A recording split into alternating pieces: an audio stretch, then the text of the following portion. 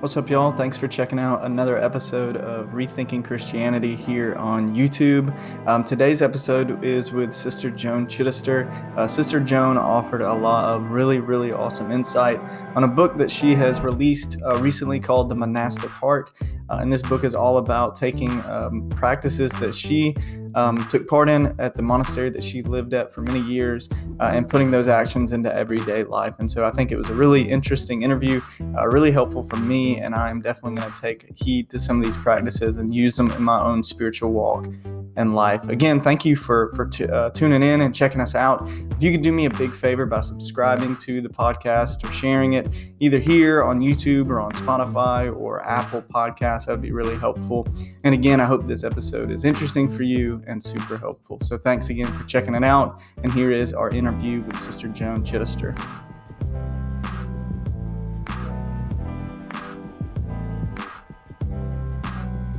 Sister Joan Chittister, thank you for coming on Rethinking Christianity. Sister Joan is an author, a lecturer. She is the executive director of Bennett Vision. Is that correct? That is a resource and a research for contemporary spirituality in Erie, Pennsylvania. She's the author of over 50 books.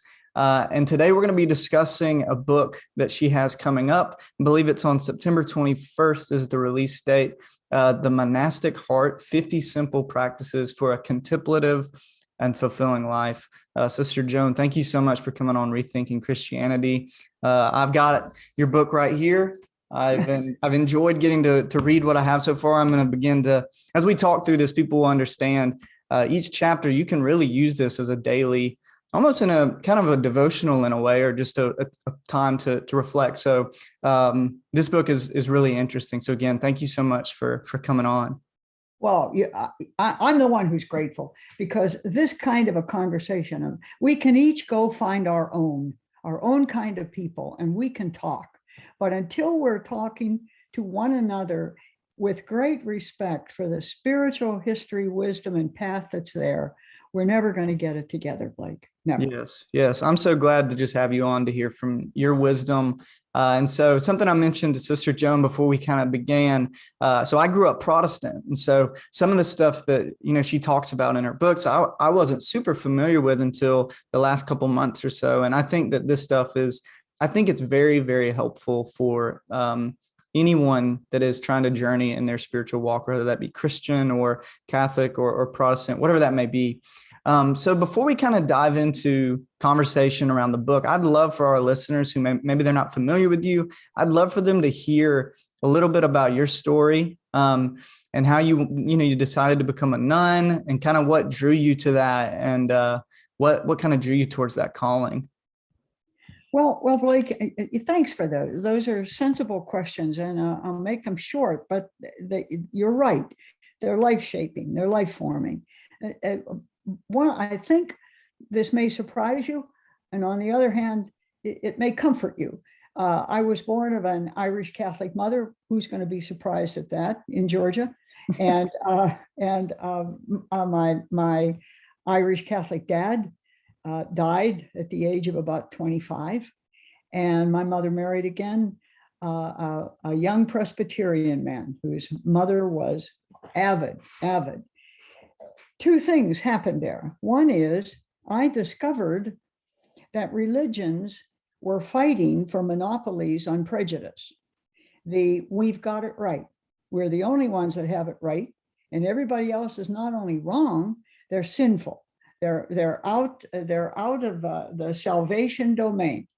None of us, not one single denomination, has a majority on that one.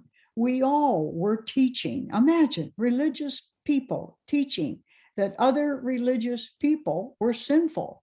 I have found myself in the last couple of years saying, especially to people your age, anybody who tries to tell you what's wrong with somebody else's religion isn't religious. Flee that.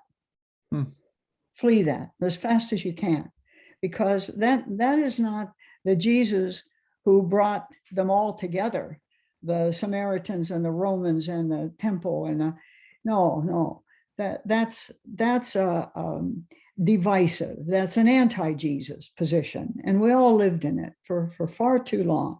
At any rate, in this new marriage, my stepfather's mother, very, very proud Presbyterian and an avid one, I mean, a holy woman, but she didn't not want her son raising a Catholic child.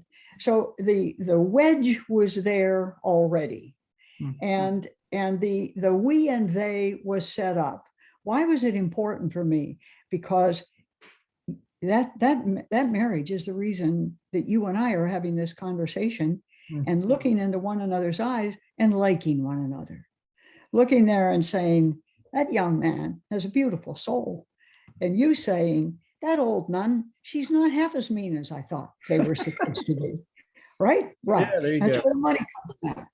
Why? Because I learned, because of that so-called mixed marriage, that there was goodness everywhere. I have a personal life story, and I'm going to tell it to you. I was in second grade. My parents, both of them, were very avid about my education. I'm an only child on top of everything else. And the biggest question in the family every afternoon at 4 o'clock was, what did you learn in school today, Joan? So this day, I came racing in to, my mother was at the dishwashing sink. And she said, I slammed in the house, swish. And she said to me, well, what happened to you? You're all excited about something. I wanted to get there before my dad got home because of that first question. I didn't want him around when I answered the question, what did you learn in school today? So my mother said, did something happen? I said, yes. She said, what happened? I said, Sister taught today that Protestants don't go to heaven. My mother turned around. She had foam all over her hands. She shook her hands like this. She turned around at the sink and she put her arms out and she pulled me close to her and she said, and what do you, I was 7 or 8. And what do you think about that, John? That I said, I think Sister's wrong. Now, Sister was never wrong. I have to tell you, that was the most revolutionary thing I'd ever said in my little life, that Sister could possibly be wrong. And she said, and what did you say to Sister Joan? And I put my head down like this. I was embarrassed. I said, I didn't say anything. I was so ashamed. And she put her hands around me and she kissed me on the top of the head and she said, that's all right, honey. You're a very smart little girl. And so you just hold that. And then when you grow up, you can tell Sister. I think I've been doing that for the whole rest of my life. Yeah. But I learned that goodness, I learned that holiness came in multiple shapes, and that the goodness was coming out of the same thing, out of the Gospels, out of the scriptures, out of the Jesus story. And so when I grew up, I went to the monastery. I was trained by sisters. I loved them madly. They were good to one another. They loved us kids. They were funny. They played every baseball game. How could you miss them, right? And so I saw them as very strong women, and I wanted to be a woman like that. So I entered. And at that entering, I found myself with a group of the kindest, most open, least critical people I'd ever seen in my life. I was living as a little kid out there, just where you grew up, where you had haves, have-nots, for and against, Southern and Northern. Everything life was lived was a divide. It's out of that then that I got the first gift of my life. And that was that the Jesus story was the center. Yes. The denomination is the way that it is presented. It's the way it's articulated. It's the way it's lived. And we all need those various insights into the charisms of Jesus that come in every denomination. That is my story. I was trained as a Catholic. I love the liturgy. I've always been so grateful for Protestantism for saving the scriptures for us. And the way we're going, they're going to be saving the Eucharist for us too, because I mean, they know how to do it without having to do it every morning when you can't have it every morning. So all of those things are bedrock. And they are the foundations on which we stand to form and fill and search our own spirituality, so that all of us at the end of the day are together and not divided. That's good. Yeah, I love what you've said about the Jesus story being at the center. And I find that is what, for many of my friends that are Christians that are kind of wrestling with doubt or wrestling with denominational divide, or just how Christianity is presented. I think the thing that I've found for myself and my friends is drawing back to those gospel stories where Jesus is presenting a way of life, a life to be lived. And that's such good news. So I agree with you so much on that. So I'd love to kind of talk a little bit about the Monastic Heart. This is a book that you've recently written. So what about this book is unique, and what kind of inspired you or drove you to write it? Yeah, I'm glad you asked that too, because this book, believe it or not, does come right out of COVID, of the COVID mentality of the last 2 years. For instance, as I saw this deepening and became more and more aware myself that, as a matter of fact, this was touching every level of life, how you relate to people, who you go out to see, how you live your own life inside, what you can and can't do, where you can and can't go. And for a long time, that had escaped me. I would hear people say, this is life-changing, we'll never be the same again. Frankly, inside me, I thought to myself, oh, it's a period, but we'll pull out. Well, we will pull out. But you can see in commerce, in the way restaurants and diners and McDonald's conduct their business, they're not going to go back to the old. They're teaching us to live a little differently everywhere. Yeah. So it was in the middle of that kind of understanding that I began to realize two things. One, we were in the middle of a global calamity. This wasn't just us for a change. This was everybody coming through every tradition, and that we were doing it in a society that was already very fragile, very concerned about whether or not the jobs would ever come back, the house would be sold right out from under them, their kids could ever go to school again, she could ever work and display her own talents in life ever again. And that was clattering around in families, the fatigue that was setting in, the sharpness with one another, the feeling trapped, the feeling that, we always went bowling on Tuesday nights. And now everything's locked, everything's closed. We can't do anything. The kids can't do anything. The most they can do is ride their bikes 10 feet apart, and they don't like it. They want to go out at night. They want to go fishing together. They have other things they want to do. Everything was cracking. It was as if the tectonic plates of the globe were reestablishing everybody's position. And I began to realize that the only way out of this, of course, was endurance. Somehow or other, people had to endure that. And I began to say to myself, well, how? How are they supposed to endure it? What are they supposed to get to help? And I realized that the whole society was now moving from certainty to faith. Whether they wanted it or not, you had to believe, and you had to believe differently. The certainty had been, my kids will go to this school, they'll graduate, and they'll go to college. Not anymore. The certainty was, we'll always live in this house, at least until no, not anymore. But the certainty was, that big plant over there will always be here, and we'll have jobs. No, that certainty's gone. We had to move as a people from certainty to faith. And so I said to myself, where are they supposed to go, Joan? How they find it out? How are they supposed to sustain it when they've never been through it before? And what internal resources can people develop and rely on to nourish their tenacity? Yeah, we're getting out of it, Blake, but we are not out of it yet. And we know we're not out of it yet. And the way it's going, for God's sake, it could take another 6 months or a year before we can say, do you have a mask in your pocket? Yeah. Can we go together in the car? Do you mean to tell me the theater's really open?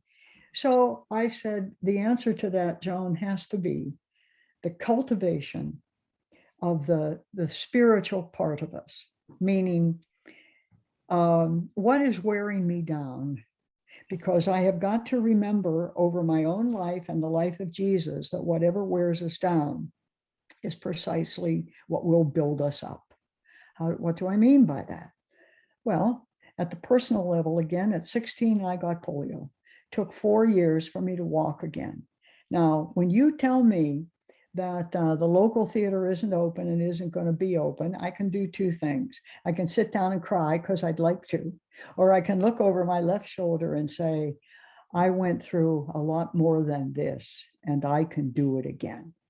That's what you call nourishing the foundation for tenacity.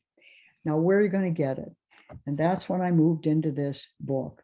I said, what we need now is to find the wisdom of the past. Now, that would seem strange, doesn't it? In a world that's going just cracking down the hill, going so fast, to be something else that they have never been. But the wisdom of the past is that those are the insights that have remained for all these years, thousands of years in some cases. So if we look at the wisdom of the past, it gives us a filter to look at our own life. What did Cicero say about a time like this? What was Aristotle talking about? Would Plato have believed in this kind of government that we're in? We can't live on our assumptions anymore. We can't assume or expect what we always expected. We need things now that last. When the job isn't there and the promotion doesn't come and the government doesn't settle down into some sort of civil recognition of one another, we have to have the depth and the stolidity of our souls seen through the wisdom of the past. Great people, great men and women who endured all manner of things that we have never thought of. And we have to prioritize our values for now and live them. So I said, where are you going to go for that, Joan? Well, where would I go if I come from an order that is 1,500 years old? Now, Blake, the local ice cream parlor doesn't last 8 years anymore. And this is a religious order that in the year 500, 520, a young man about your age was sent by his family to go to college in Rome. And when he got there, he discovered what a god-awful, dirty, evil, death-destroying institution and city that was. And he said, I can't learn anything here about anything that's worthwhile. And he left. And he went away for 3 years and he thought about it. How can we deal with this? Look at the mess we're in. You and your friends could get together. You could look at what's going on in this country in just one aspect of it. Is it politics? Is it social life? Where is it? He did that. He sat down with people and he said, what can we do now and here? And his answer was, well, one thing for sure, we can't compete with Rome and we can't defeat Rome. We don't have the money, we don't have the people, but there is one thing we can do. We can begin to live life differently. And they can see us doing it, and then they can say, it is doable. We don't each have to have a minivan, a Porsche, and a Cadillac. We could probably do it on 2 bikes and a sled if we really needed to. And we can share our goods, and we can read together, pray together, live together, take care of other people together. And that life, it's the life that has lasted 1,500 years. It's not the monastery, it's not the brick. It's the lifestyle that has been adopted contrary to the lifestyle that is so common around us. It's chaos, it's excesses, it's divisions, it's meanness, it's drugs, and it's dope and everything that goes with it. And say, when you ask him, well, what are you doing? Well, what's the purpose of this? And his answer was, our purpose is to live the ordinary life extraordinarily well. That's what Benedictines do.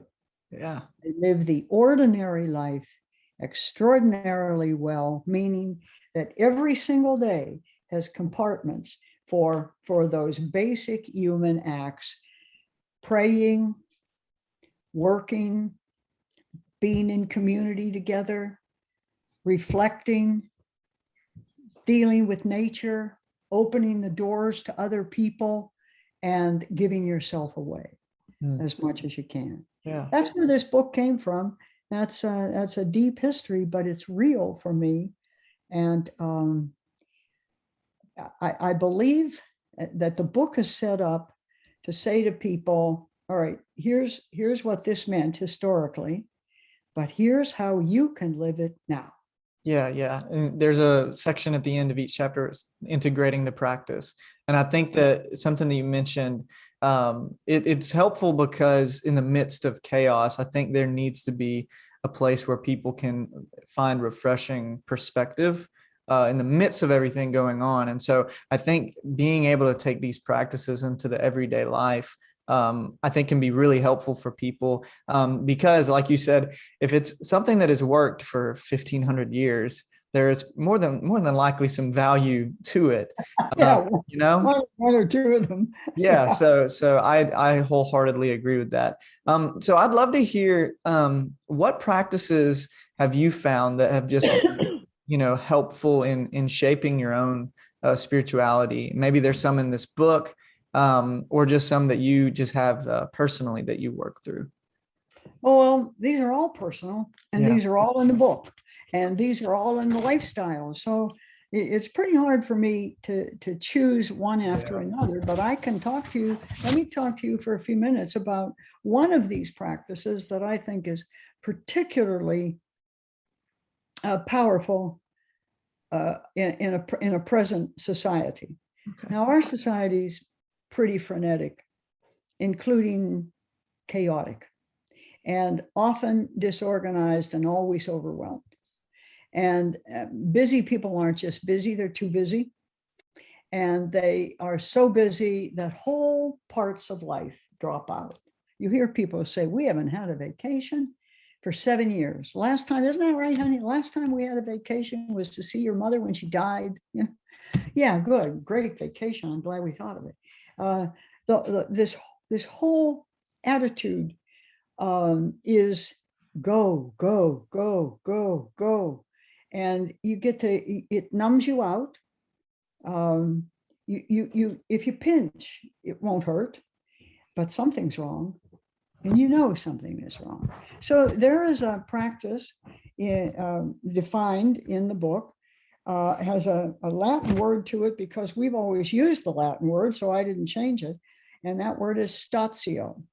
Statio. It's built on, like we would call it, the station. The bus stops at this station. Now, what is statio? Well, statio, I define this way. It is being where you're supposed to be before you need to go there. Yeah. Try it again. What's statio? It's being where you're supposed to be before you need to go there. Now, you and I needed to meet one another at, what time was it? 6 o'clock? Well, 1 o'clock here. So 5 o'clock, 6 Right. o'clock, 6 Yeah. o'clock. A lot, yeah. So, oh, that's right. Exactly. That's Yeah. right. I'm an artist. So, uh, unfortunately, in my society, you know that somebody's due at 6 o'clock or 1 o'clock because you hear the front door slam. They race down the hall. The coat is coming off. The book bag is being thrown in the corner. The lights turned on and swish, they die in the chair. I was a young novice. I had only been in the monastery a couple of weeks, and they had us for a conference, tell us what life was about there and how it was lived. And the novice mister said something like this. She said, now, sisters, Vespers is at 5 o'clock. You must all be in your pews at 5 to 5. Pardon me. You want to say that again? Yes, Sister Joan. Vespers is at 5 o'clock, and you must be in your pew at 5 minutes to 5. I said, wait a minute. I got to get something clear here. I'm a little confused. Is prayer at 5 or 5 to 5? She said, prayer is at 5, which is why you have to be there at 5 to 5. That's statio. What are they talking about? They're talking about being consciously committed to not being partially distracted.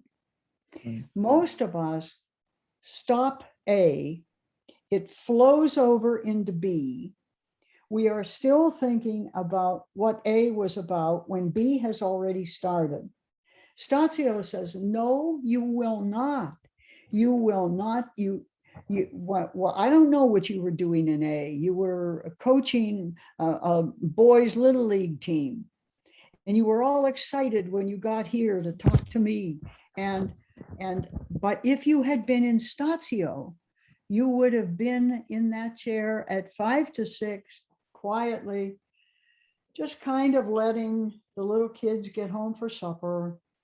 You aren't thinking about what you're going to do for Billy tomorrow. You're just sitting. You're just allowing your soul to breathe. You're allowing your head to empty. You're allowing yourself to get ready for a serious response to the next thing. For us, statio is always before prayer. When the bell rings for prayer, we go 5 minutes ahead of prayer to sit in a pew and begin just to come down, to quiet, to think about what we're going to do next, and to get ready to be in the presence of Jesus before the prayer starts. It's not just a matter of picking up the paper and starting to recite. It's being ready to be where I'm meant to be at that time. Now, that separation of ourselves from what used to be to what is, believe it or not, is life-changing. You quit rushing, pushing, yelling, shouting back, dragging stuff in with you everywhere you go. Coffee in one hand, the notebook is the next hand, the pen is in the mouth, and you're saying, I really wanted to be here on time. It's a whole other way of seeing life. It's a whole other way of going through a day. And you don't feel so pushed and flogged and chased and cut. You just say to the world, back off. Just back off. And if you can get that rhythm in your body, it will affect two things, your mind and your soul. That's good. And do you feel like if we take that practice seriously, that it begins to affect how we respond to the next thing, to the world around us? Absolutely, it does. There isn't any question, because 5 minutes is a long time. Try it. Yeah. Try it. It's a long time. When you and I end this conversation, my best suggestion to you, don't move.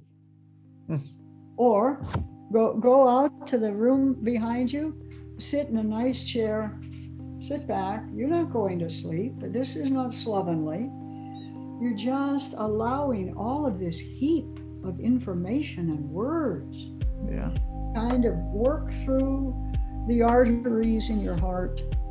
And maybe you'll remember one or two of them, and you'll say to yourself, that was nice. I want to remember that. And then when somebody says, Blake, supper's ready, you say, I'm coming. I'll be right there. Yeah.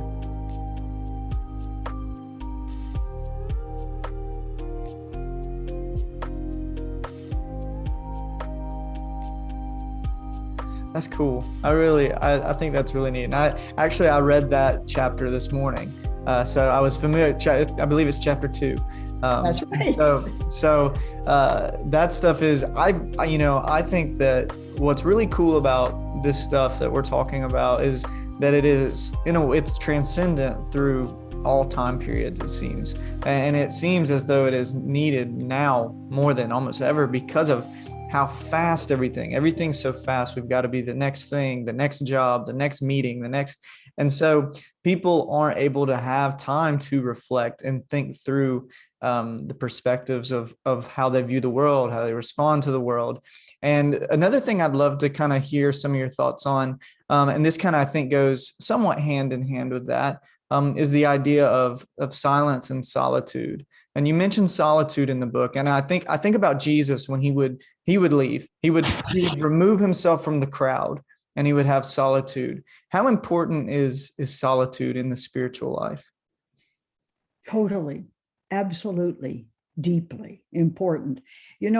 Monasticism is not peculiar to Christianity. Every great major tradition has a monastic theme or component. So you have Buddhist monks and Hindu monks and Lao Tzu monks, Confucian monks. Why? Because these were people who concentrated on the big ideas of life and tried to get it figured out, how to get soul and body together, how to get mind and heart running along the same path instead of just always running. Now, my definition for solitude is a vacation for the soul. Yes, I have that in my notes. Solitude is a spiritual vacation for the soul. That's exactly what it is. Why do I say that? Because solitude is not silence. Silence is a very different element, and silence can be practiced all day long in various ways and in various places and very quietly and calmly, and you can be in both rested and enriched from it. But solitude's a very, very different thing. Solitude requires both time and space. Silence does not demand time and space. You can be silent on a street corner in New York City when everybody else in the crowd is screaming at you and you're just letting it wash over you. Mm-hmm. Solitude is moving in depth into yourself. Why? Because solitude is the only place you can go to concentrate or to answer the unanswerables. Solitude can take a long time. Think of when you were deciding where you were going to go to school, or that you were going to get into some radio work, some podcast work like this. If you did it with a real respect for solitude, you knew, at least intuitively, that you didn't have the answer, but that the answer was within you. You knew that. You knew that.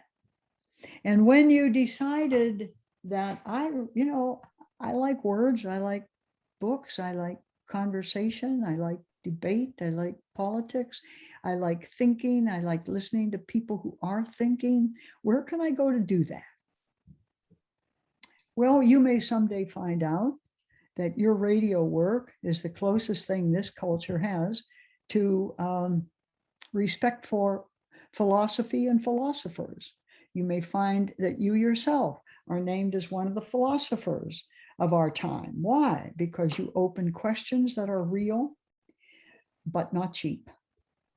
They take a lot of thought and reflection to get to. Now, the monastic says that this is a time, solitude is the time we take to discover our own ideas and the way we ourselves are dealing with them. Mm. Mm. That's why you go there. Yeah. Well, Blake, did you get that painting done when you were up at the cottage? And you say, oh man, if I don't get this painting done before she'll never give me the key to the cottage again. But the answer is no, I didn't. Well, what were you doing? Thinking. I was thinking, and I was praying, and I was listening to some good Christian music, and I was writing in my journal, and I was taking a lot of points that I'm concerned about. I was living my soul to maturity. That's what I was doing. Because solitude enables us to look beyond the daily density of life, and we begin to see things we never noticed before, and we take the distance and the concentration to find the insights. This is the Jesus who Scripture tells us went apart for a while.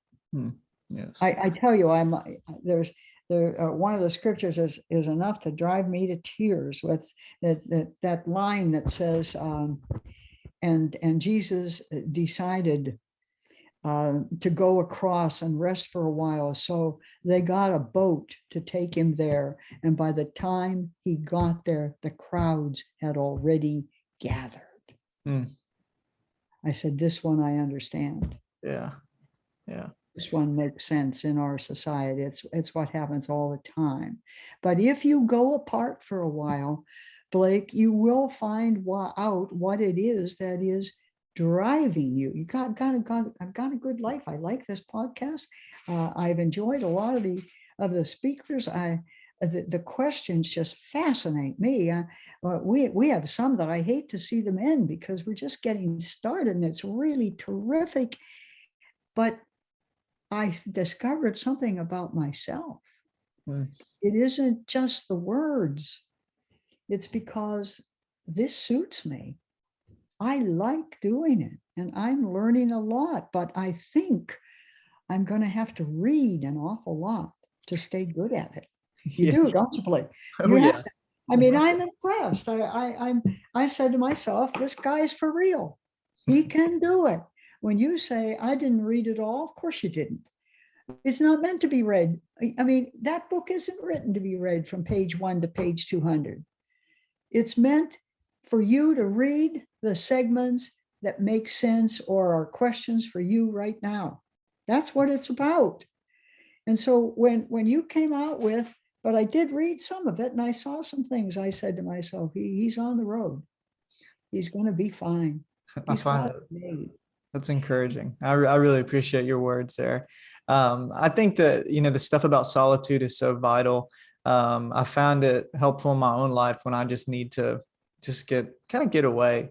And finding places to do that is really helpful. Some of the listeners that I have on the podcast are people that wrestle with doubt and they wrestle with skepticism. I'd love to hear some of your thoughts on can the monastic practices that you kind of integrate into the daily life for the 21st century, so to speak, can those things be helpful for the people that are dealing with these questions and these curiosities and these wonders?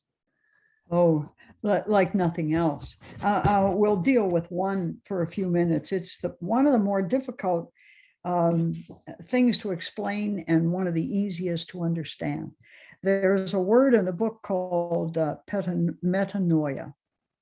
It's a Latin and sometimes a Greek term. And what it means is profound transformation. Metanoia, something new, talking about something new. Now, what is the something new we're talking about? You are becoming new. I'll give you an example.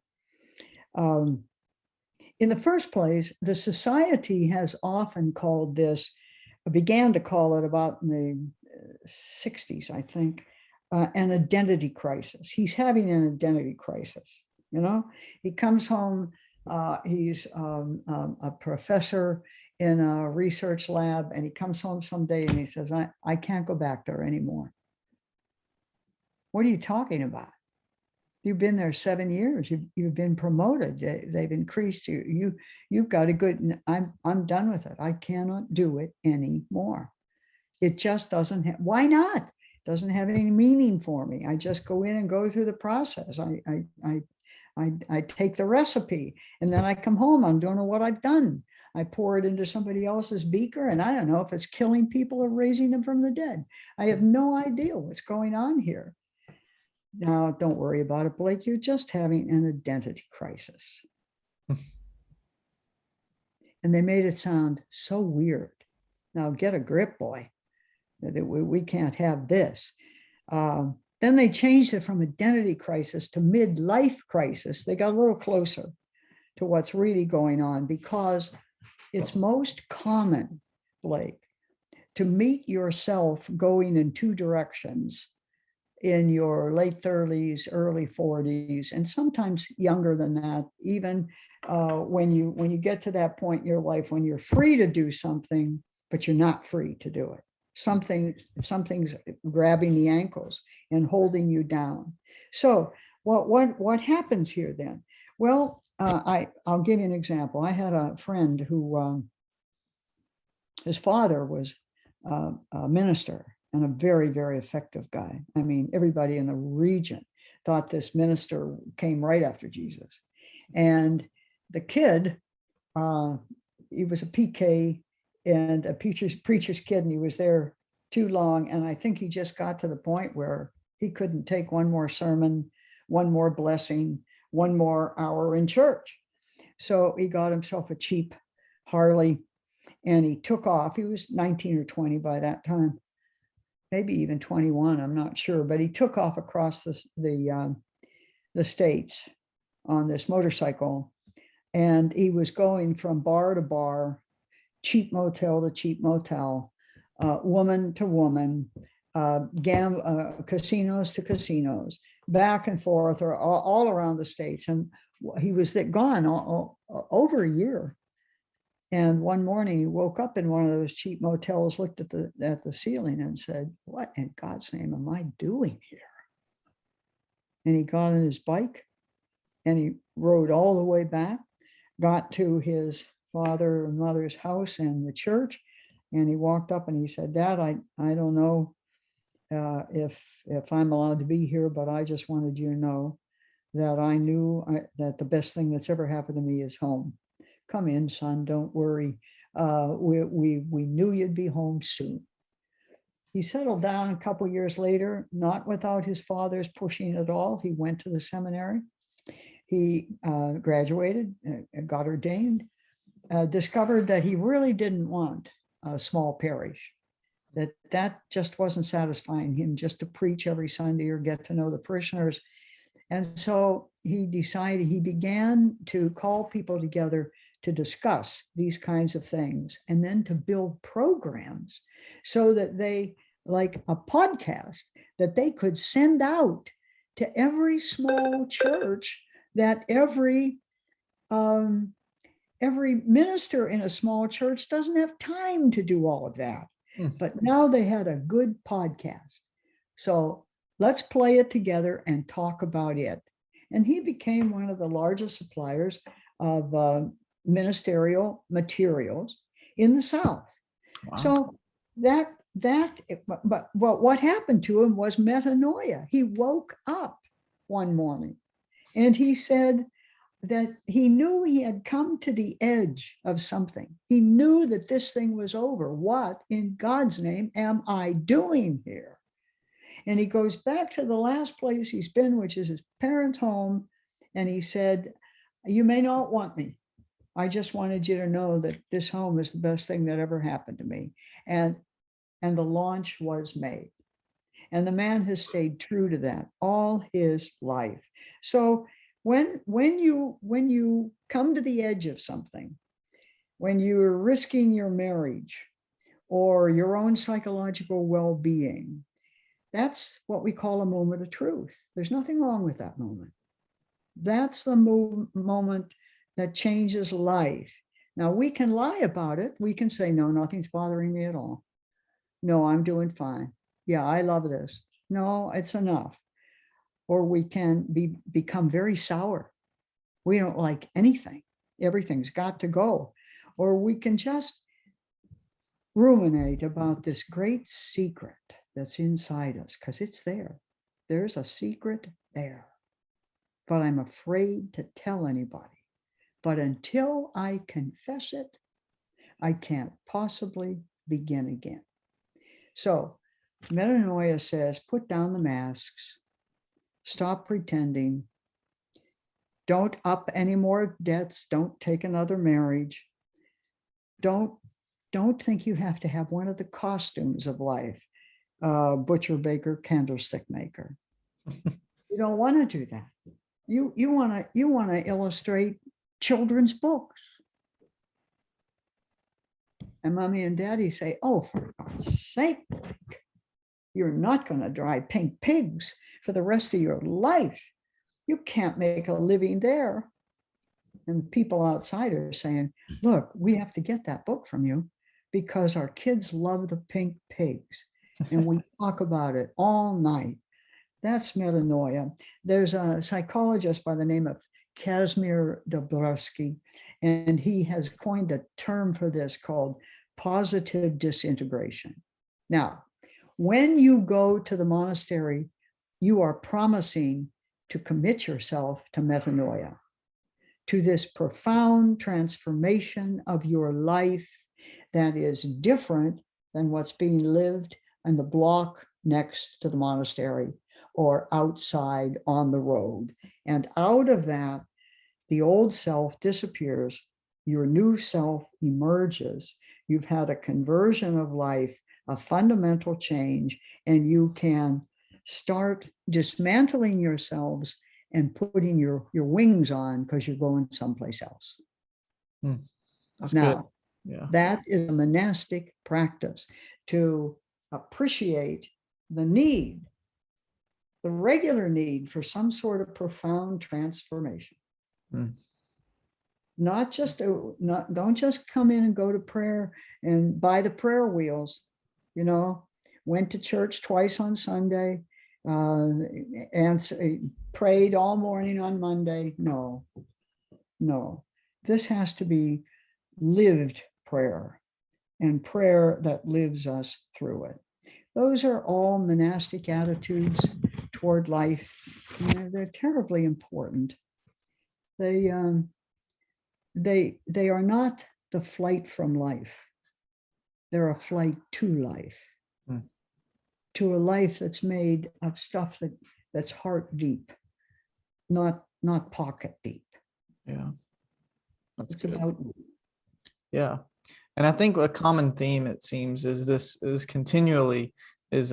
idea of being present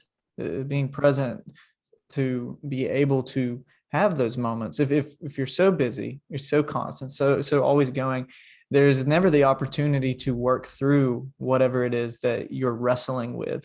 And so I think that, again, we mentioned how this is a 1500-year-old rule of life, and it's something that is super helpful.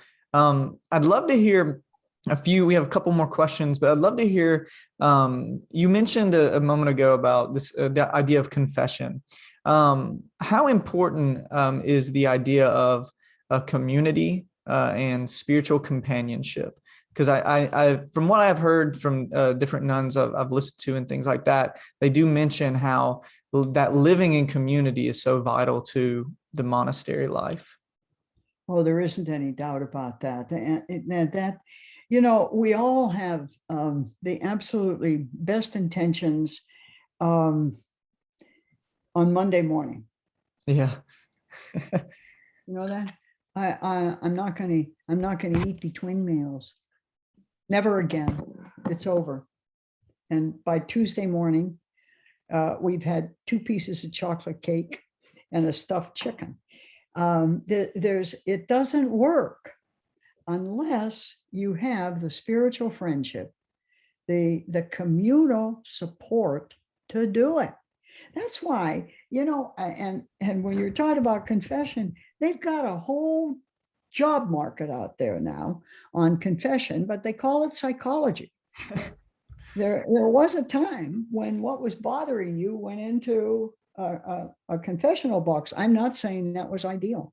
I really do not believe it was. I think it often confused sin with irritation. It sent too many people out of confession where they had confused the moral, the immoral, and the amoral.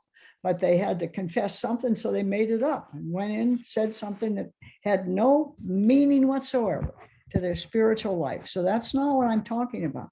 I'm talking about deep-seated willingness to find a friend, a holy friend, a spiritual friend, a very wise wisdom figure that you can sit down and say, who's really good at understanding this, and that's AA. They understand how to take a life and squeeze out the drippings of the old poison and then rebuild it into a whole new way to see the self as well as the world around us. So does something like that integrate into our lives? Is it easily integrated? You bet it is, if you find the right group. Now here's the tricky psychological part of that. You've got to find yourself friends that are a little bit holier than you are, to pull you up by the hair on the back of your neck. Yeah. So that you can also see their strength. That's really important, that a friend be wiser, older, tougher than you are. Yeah. And that's a partnership to maintain, to find and maintain. That's very important. At the same time, community is where you may not know yourself, but everybody else knows you. And so perseverance, stability becomes part of the air you breathe.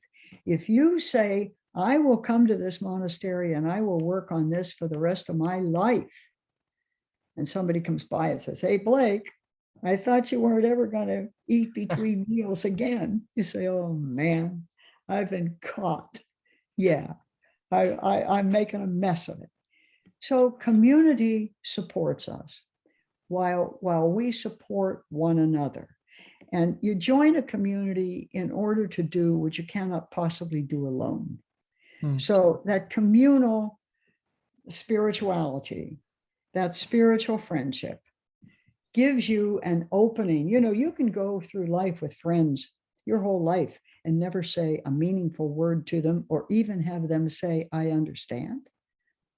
That's not a friend, honey. That's an acquaintance or a buddy. Yeah. Boys do a lot of that. Guys are really good at that. Yeah. Yeah. And they can just slop it out. Here's my best friend. Yeah. Do you know his middle name? Nah, we don't talk about stuff like that. There has to be something in life. Yeah. That you allow people to carry you through. So yes, it's the basic way of the monastic life, of the Benedictine monastic life. We do live together, and we do it all our lives. But it is also a spiritual task that we bring to one another, so that there is somebody there to hear you out when you need it. Yeah. And some I would encourage listeners to, if you have a group like that, this is a great resource to do together. I think that the things in this book is very helpful because it is challenging. And like you just mentioned, there is that need for that accountability in a way. And so, this book, that the Monastic Heart, I would encourage you, if you have a group that you're looking for a book to work through and go through together, this is a great one. So I'd love to kind of just close out today with this question right here. What is your hope for readers as they work through the practices in this book? Well, in the first place, you just stole part of the answer, but I'm going to give you forever. No. no, you really need to work this book through with others, small groups, your friend, whatever. Why? Not because it's this, but under one cover are almost all of the dimensions of spiritual practice that you're going to find. And someplace in there is who you are and who you aren't. And both of those things are going to feed you. So even if you just read it with another friend, one other person, read it out loud, one paragraph a day, and talk about it. You'll get down into the center of your soul faster than you ever thought that banana peel would go. And you will find yourself learning about you, learning about the other person, and supporting them all the way through. It's a good, thank you for asking, because to be quite frank, that's why, remember I told you when I opened, I was looking for how to help people develop their own internal resources. And you just defined it right down the line. Great. I'm so thankful that you've come on today. This book is already speaking to me as I went through the first 2 chapters this morning, and I found it really, really encouraging and helpful. So Sister Joan, thank you so much for coming on Rethinking Christianity. Your wisdom is super appreciated, and I know that our listeners will find it really valuable. So get the book. If you're a listener, go check out the Monastic Heart. You can get it on Amazon. I'm sure it'll be at Barnes and Nobles, all the different, anywhere you get books, I'm sure it'll be available. Sister Joan, is there any other place you'd like to point people to for any resources or anything of that nature? Well, start there and you'll find your resources. Okay. Just start in a single place. This is that monastic thing again. We seek for the one thing that is important. And the one thing that is important is that we begin to look at what we can give ourselves that will help us blossom. And it means a contemplative and a fulfilling life. We're lucky to have you, Blake. You stay with us. You're good, pal. I appreciate that so much. Thank you so much.